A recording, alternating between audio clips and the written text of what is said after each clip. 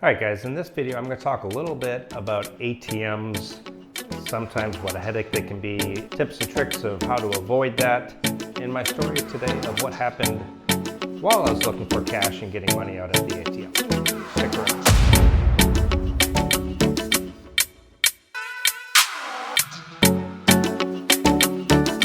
Alright guys, so today I went to go pay my electric and internet and water. It's all lumped together in one bill, and I give it to the landlord and he takes care of it personally, which is a nice setup because I don't have to run around or go into GCash and pay that.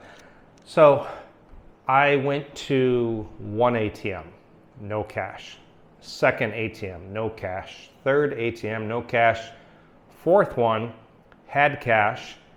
I waited for about 30 minutes in line, and lady in front of me didn't even know how to put the card in correctly. I have some video footage I'll show you. And other way, put the card in wrong.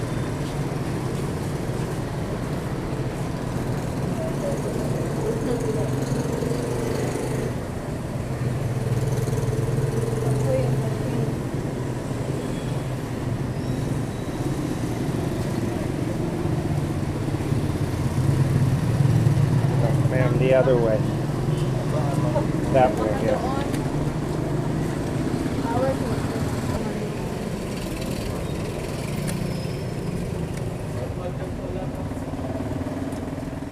What I was going to say is in the month of December in the Philippines, it's mandatory for employees to pay what is called 13th month pay. What is 13th month pay? Well, it's basically their Christmas bonus. So if their monthly salary is, let's say, 12,000 pesos a month, and they have worked the entire year up through December, then they will get a full month of pay. So basically it is prorated. And so if they had started in like June, then it would be prorated out because they had only worked half of the year. And that is how their Christmas bonus works. I know this very well because when I came to Cebu, I worked for over 2 years as an English advisor. And let me tell you, the teachers were extremely excited. Well, everybody was excited, even myself who got 13th month pay. But 13th month pay is paid out in December. Sometimes they'll pay out half up front and then the other half at the beginning of the year, I believe. Somebody can correct me if I'm wrong, I can't recall. But in the month of December, the ATMs get very busy. And this is why the ATMs were out of cash and why it took 4 ATMs later before I was able to get my cash.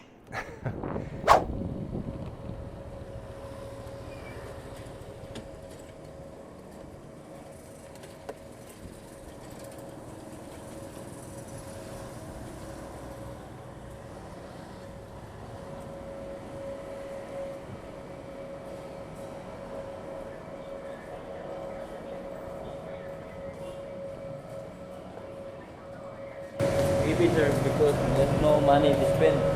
No money, both, right?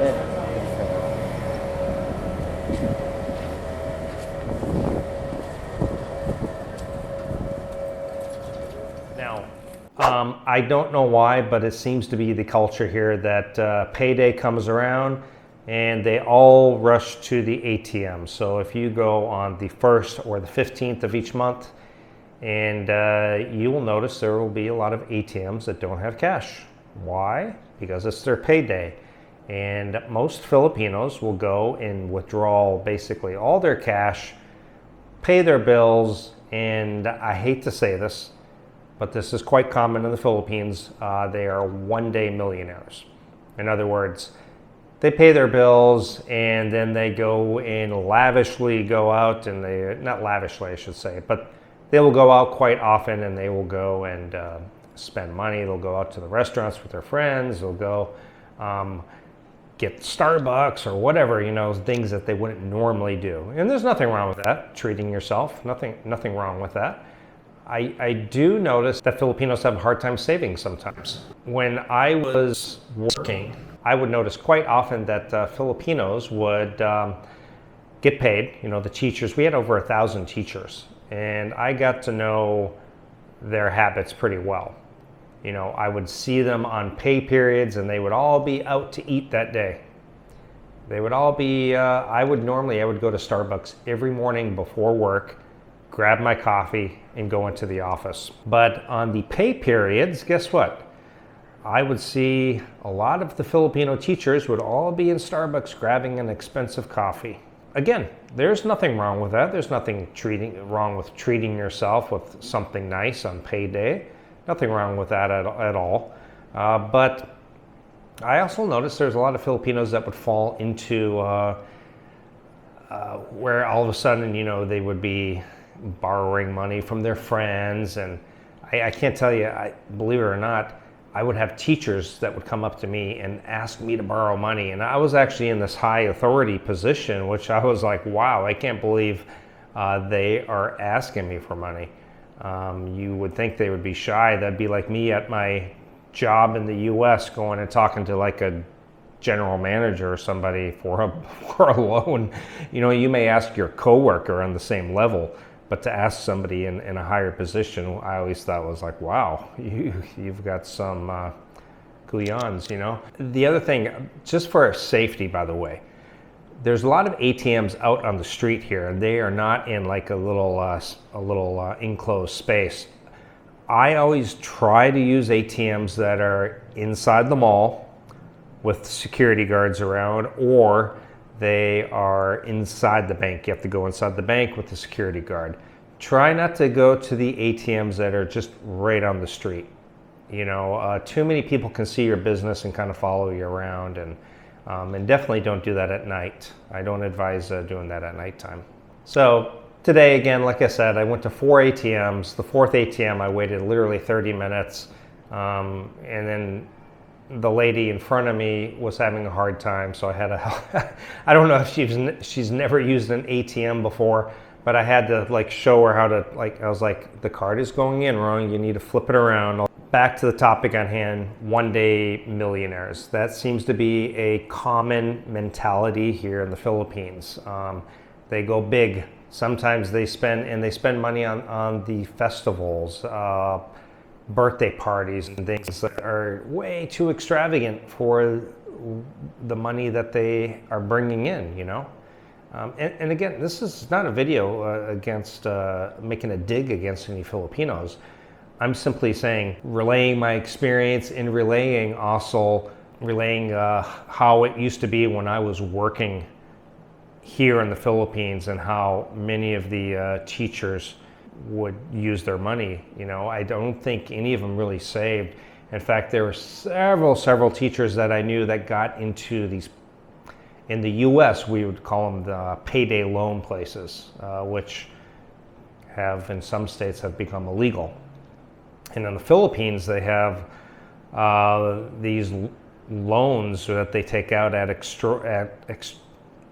just crazy rates, and they get themselves into these positions where they cannot even pay it back. Like, it's forever, and they are constantly, every payday, they're paying back this loan. 75% of their income or whatever is going towards this, and they get stuck in this rut. And it's really not a whole lot different than the US with being slaves to our credit cards. They may not have the credit cards here, but they have like these loan places or pawn shops and different things like that. So debt here, even though it's a cash society and people don't really use credit that much, they do in a sense have the same problems that we do in the West with debt. So just wanted to relay my experience today, and it reminded me, I'm like, oh yeah, 13th month pay. This is why all the ATMs don't have cash, and this is why there's a long line. So if you come out to the Philippines, be aware that on certain days of the month, these are payday months, or these are pay dates, you know, like the 1st and the 15th, and you may go around and you may not find any cash at the ATM. It is very common in the Philippines to go to ATMs and not have, they're out of cash. And it's also very common that you may have to go to 4 or 5 of them. So remember the paydays. Try to avoid those days. Try to avoid in December. Remember, they've got that 13th month pay. They're going to be going, and there's going to be a long line. And guess what? A lot of people do multiple transactions. Now, somebody had told me that some of these loan guys that are giving out loans will actually collect the ATM cards from their customers, and on the payday, they have their PIN number, and they go and they're standing at the ATM doing multiple transactions and withdrawing cash from everybody who owes money for them. And then I believe they hand their card back, maybe, or maybe they hold on to it. I don't know. Maybe a Filipino can comment down below. So I find it interesting. It's something to be aware of. I've also been to small little cities in the Philippines that don't even have ATM machines. But what every little city in the Philippines will have is a cash remittance office where you can send yourself Remitly, World Remit, Western Union, MoneyGram, things like that. That is why I always say have a backup source, have multiple ways to access your money. I have a Wise account for my backup. I also have a PayPal debit card. I have a credit card, and I can sign up. I used to endorse Remitly because I thought they were really well, but they just locked me out. They locked me out for referring too many people, if you can believe that. That was their excuse. I can never go back to them, they said.